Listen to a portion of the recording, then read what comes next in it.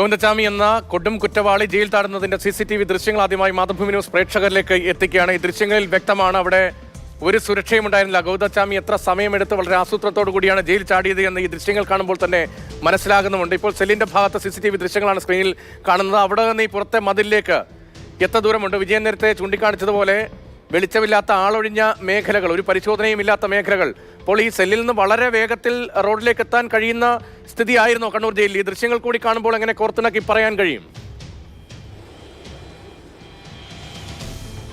രതീഷ, പുലർച്ചെ 1:15 സെല്ലിലെ കമ്പികൾ ഗോവിന്ദച്ചാമി മുറിക്കുന്നത്. അങ്ങനെ അതായത് മൊത്തം 6 ഇടങ്ങളിൽ മുറിച്ചിട്ടുണ്ട്.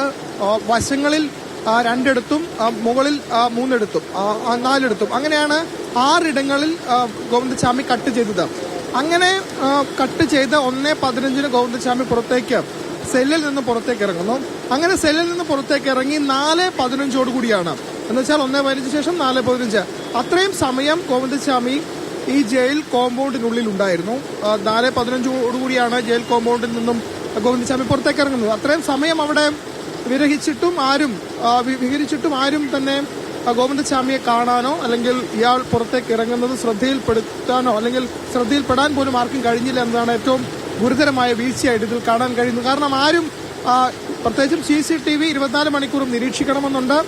10ാം നമ്പർ ബ്ലോക്ക് എന്നുള്ള അതീവ സുരക്ഷാ ബ്ലോക്കിന് സമീപത്തായി CCTVകളുണ്ട്. പക്ഷേ നമ്മൾ ഈ ദൃശ്യങ്ങളിൽ നമുക്ക് തന്നെ CCTVകൾ കാണാം. പക്ഷേ അതുപോലും അവിടെ ഉണ്ടായിരുന്ന ജീവനക്കാർ ശ്രദ്ധിച്ചില്ല എന്നതാണ് ഏറ്റവും പ്രധാനപ്പെട്ട കാര്യം.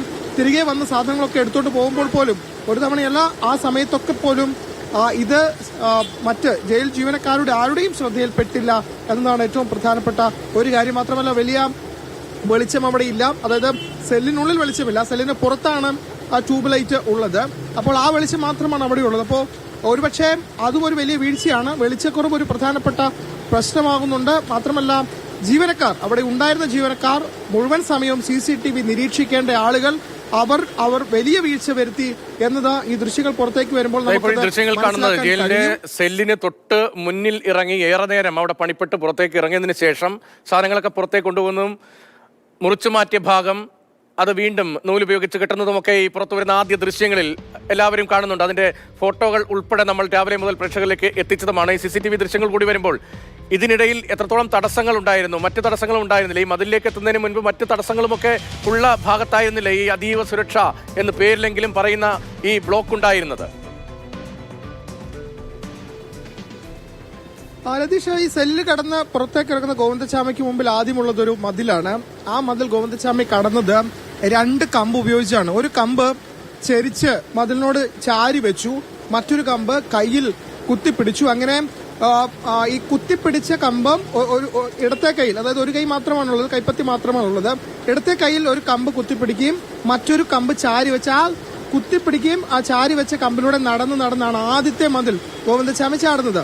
രണ്ടാമത്തെ മതിൽ ചാടാനാണ് ഈ തുണി ഉപയോഗിച്ചത്. ആ തോർത്താണ്, ആ ദൃശ്യങ്ങളിൽ തന്നെ വ്യക്തമാണ്. ഓരോ തോർത്തും കെട്ടി വെച്ചു. അങ്ങനെ ആ തോർത്തിന്റെ അതായത് നമ്മൾ ഒരു സ്റ്റെപ്പ് കയറുന്നത് പോലെ ഈ കെട്ടുകളുണ്ട്. അതായത് ഒരു തോർത്ത് കെട്ടി അടുത്ത തോർത്ത് കെട്ടി, അങ്ങനെ ആ സ്റ്റെപ്പുകൾ പോലെയുള്ള കെട്ടുകളിലാണ് കാലുകൾ ചവിട്ടി വായുപയോഗിച്ച് പല്ലുപയോഗിച്ച് ശേഷിക്കുന്ന തുണിയിൽ പിടിച്ച് ആണ് ഇയാൾ മുകളിലേക്ക് കയറുന്നത്.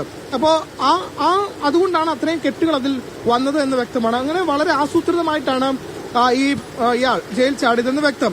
മാത്രമല്ല, നമ്മൾ മനസ്സിലാക്കുന്നതനുസരിച്ച് ഇയാൾ ശരീരഭാരം കുറച്ചിരുന്നു.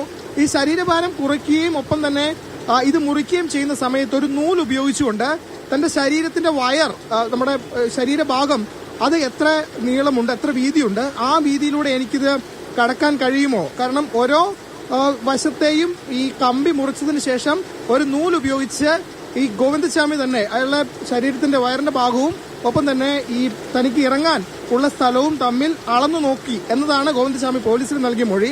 അപ്പോൾ അങ്ങനെ നൂലുപയോഗിച്ച് അളന്നൊക്കെ നോക്കി കൃത്യമായി വ്യക്തമാക്കിയതിനു ശേഷമാണ് തനിക്ക് ഇതിലൂടെ ഇറങ്ങാൻ കഴിയുമെന്ന് അളവൊക്കെ എടുത്ത് നോക്കിയതിനു ശേഷമാണ് ഗോവിന്ദച്ചാമി ഈ സെല്ലിൽ നിന്ന് പുറത്തേക്ക് ഇറങ്ങുന്നത്.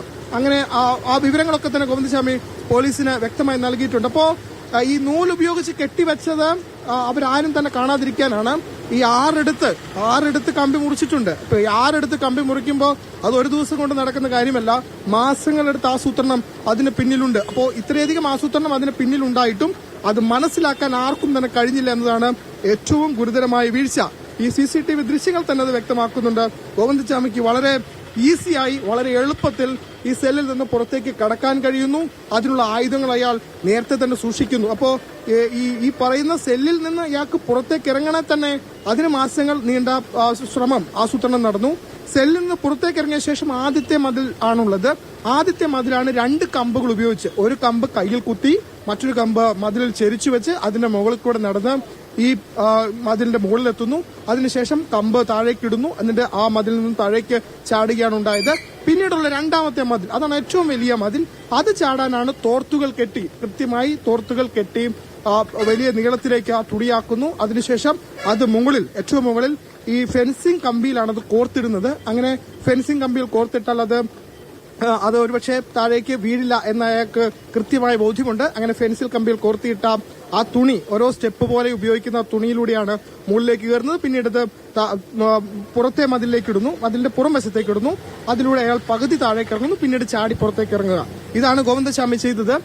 അക്കാര്യം വ്യക്തമാക്കുന്ന CCTV ദൃശ്യങ്ങളാണ്, ആദ്യ ദൃശ്യങ്ങളാണ് മാതൃഭൂമി ന്യൂസ് പ്രേക്ഷകരിലേക്ക് എത്തിക്കുന്നത്. കണ്ണൂർ സെൻട്രൽ ജയിലിൽ നിന്ന് കൊടുംകുറ്റവാളി ഗോവിന്ദചാമി എങ്ങനെയാണ് ജയിൽ ചാടിയത് എന്ന കാര്യത്തിൽ നേരത്തെ തന്നെ വിവരങ്ങൾ പുറത്തു വന്നിരുന്നു. അതിന്റെ തുടർച്ചയായി ഇപ്പോൾ ആദ്യ ദൃശ്യങ്ങൾ, ജയിൽ ചാട്ടത്തിന്റെ ദൃശ്യങ്ങളാണ് മാതൃഭൂമി ന്യൂസിലൂടെ പ്രേക്ഷകർ കാണുന്നത്. വളരെ